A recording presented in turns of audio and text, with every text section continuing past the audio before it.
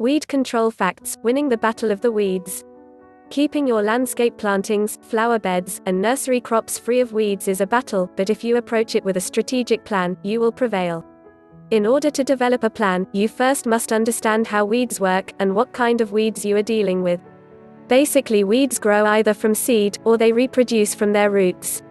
As the roots grow outward from the parent plant, new plants sprout up from the lateral roots, creating more parent plants, and the process continues and the weeds thrive.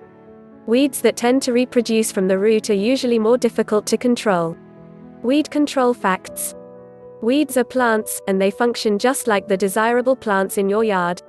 They need water, sunlight, and nutrition to survive. Of these three key survival needs, the easiest one for a gardener to eliminate is sunlight. Through proper mulching you can eliminate the sunlight. But first, let's look at the steps you should go through before you mulch, then we'll discuss the best mulching techniques to use. In order for your weed control efforts to be truly effective, you should do everything in your power to make your gardens as weed-free as possible before you plant or mulch. There are a couple of ways you can go about this, either organically or with chemicals. I don't like using chemicals, but I do use them for weed control, and I use them for pest control when necessary. I'll discuss organic control first. The first thing you should do is remove all unwanted vegetation from your planting area. Using a hoe, spade or other digging device, undercut the roots and remove the undesirable plants, roots and all. Then you should work the soil by rototilling or turning the soil by hand. Once worked, let the soil sit for 4 days or so, and work it again. Keep doing this over and over as long as time permits. This process serves two purposes. It brings the roots that were left in the soil close to the surface so they can be dried by the sun, which will make them non-viable, and it disturbs the weed seeds that have started to germinate, which makes them non-viable as well. The longer you continue this process, the more weeds you are eliminating from your garden. Weed control facts. Depending on the time of the year, there are a few billion weed seeds drifting through the air at any given time, so to think that you can eventually rid a garden of weed seed is false thinking, but at least this process is effective for the remaining roots, which are the most difficult to control. With that process complete, go ahead and plant your garden. When you're done planting, you can either mulch the bed, or keep turning the soil on a weekly basis to keep it free of weeds. Most people opt to mulch. Not only does mulch help to control the weeds, but if you select a natural mulch, it also adds organic matter to the soil, which makes for better gardening results down the road. Before mulching, you can spread newspaper 7 to 9 layers thick over the soil and place the mulch over top of that.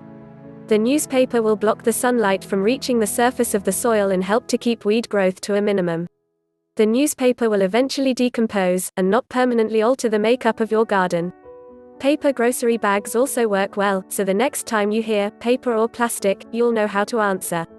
What about black plastic, or the weed barrier fabric sold at garden centers? I don't like either, and I'll tell you why. For one, neither one of them ever go away, and the makeup of your garden is forever altered until you physically remove them, which is a real pain in the butt. Weed control facts. Plastic is no good for the soil because soil needs to breathe. Plastic blocks the transfer of water and oxygen, and eventually your soil will suffer, as will your garden. It's alright to use plastic in a vegetable garden as long as you remove it at the end of the season and give the soil a chance to breathe.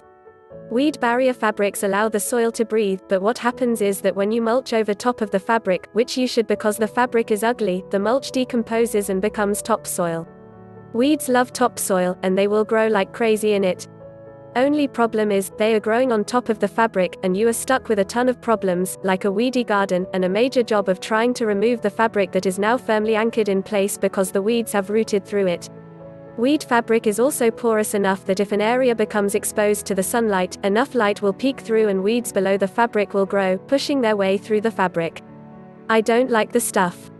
I've removed miles of it from landscapes for other people because it did not work as they had expected. Weed control facts. Controlling weeds with chemicals is fairly easy, and very effective if done properly. I know that many people don't approve of chemical weed controls, but millions of people use them, so I might as well tell you how to get the most effect using them. There are two types of chemical weed one controls, post-emergent, and pre-emergent. In a nutshell, a post-emergent herbicide kills weeds that are actively growing. A pre-emergent prevents weed seeds from germinating. Of the post-emergent herbicides, there are both selective and non-selective herbicides. A selective herbicide is like the herbicides that are in weed and feed type lawn fertilizers. The herbicide will kill broadleaf weeds in your lawn, but it doesn't harm the grass. One of the most popular non-selective herbicides is Roundup. It pretty much kills any plant it touches. Rule number 1. Read the labels and follow the safety precautions. Roundup is very effective if used properly, but first you must understand how it works. Roundup must be sprayed on the foliage of the plant, where it is absorbed, then translocated to the root system where it then kills the plant. It takes about 72 hours for the translocation process to completely take place, so you don't want to disturb the plant at all for at least 72 hours after it has been sprayed. After 72 hours you can dig, chop, rototill, and pretty much do as you please because the herbicide has been translocated throughout the plant.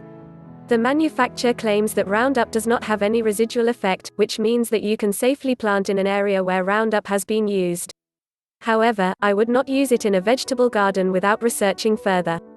No residual effect also means that Roundup has no effect whatsoever on weed seeds, so there is absolutely no benefit to spraying the soil.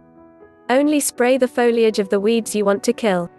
Be careful of overspray drifting to your desirable plants. To prevent spray drift, I adjust the nozzle of my sprayer so that the spray droplets are larger and heavier, and less likely to be carried by the wind.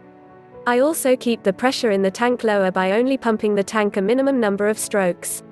Just enough to deliver the spray. Buy a sprayer that you can use as a dedicated sprayer for Roundup only. Never use a sprayer that you have used for herbicides for any other purpose. Once you have sprayed the weeds, waited 72 hours and then removed them, you can go ahead and plant. Mulching is recommended as described above. To keep weed seeds from germinating, you can apply a pre-emergent herbicide. Depending on the brand, some of them are applied over top of the mulch, and some are applied to the soil before the mulch is applied. A pre-emergent herbicide creates a vapor barrier at the soil level that stops weed seed germination, and can be very effective at keeping your gardens weed-free. They usually only last about 5 or 6 months and need to be reapplied.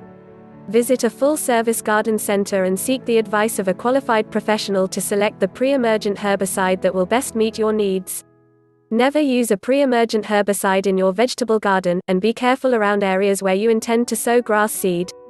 If you spill a little in an area where you intend to plant grass, the grass will not grow. They really do work. That's what I know about weed control.